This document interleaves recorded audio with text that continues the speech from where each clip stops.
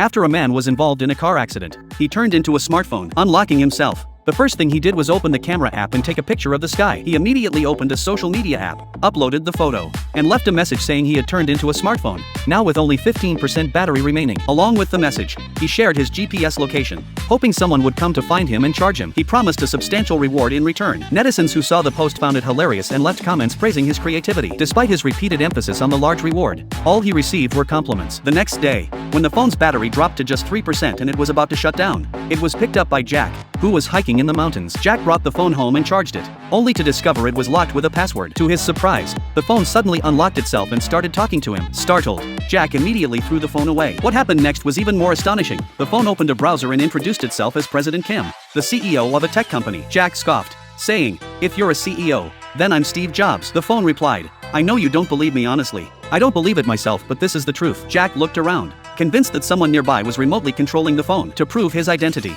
the CEO casually opened a bank account app and showed a balance of 10 billion won. Jack, stunned, knelt down to count the zeros, confirming it was indeed 10 billion won. To further convince Jack, the CEO asked him to enter his own bank account number, promising to transfer 1 billion won as a reward. Jack, suspecting it might be some new type of scam, hesitated, but realizing he had nothing to lose since his account was practically empty, he reluctantly entered his account details. Moments later, the unbelievable happened. Jack stared at his updated bank balance in sheer disbelief. The CEO said, "If you're willing to help me, I'll give you another 10 billion. Jack responded, "If you're really a CEO, then let's add one more condition. Let me work at your company." Without hesitation, the CEO agreed, but not as an employee. Jack would become the acting CEO instead.